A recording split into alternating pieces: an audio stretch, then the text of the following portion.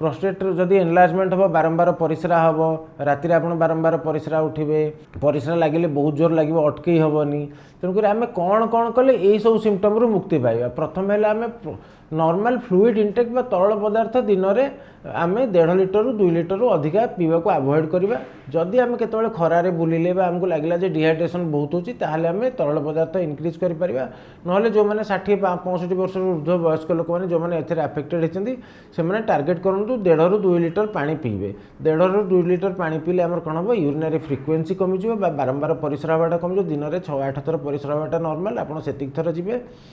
तापर second point number 2 राति रे शोइबार 2 घंटा 2.5 घंटा आगु पानी बंद।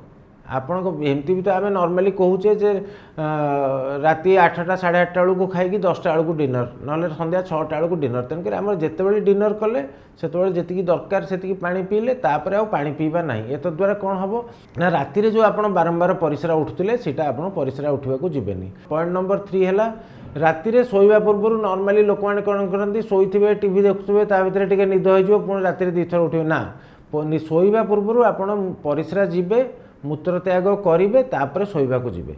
यहाँ है 3 4 जो कौन गोटे लंबा यात्रा आप जाऊँगी आप सपोज बस रे जीवे आप बारंबार ओह्ल पारे तेणुक से समय पानी कंट्रोल करेंगे तामें नुहे दिन सारा कम पानी पीबे। आप जो पुणी बस रू ओह्लैले घर को आसिले से पुणी नॉर्मल पानी पीबे।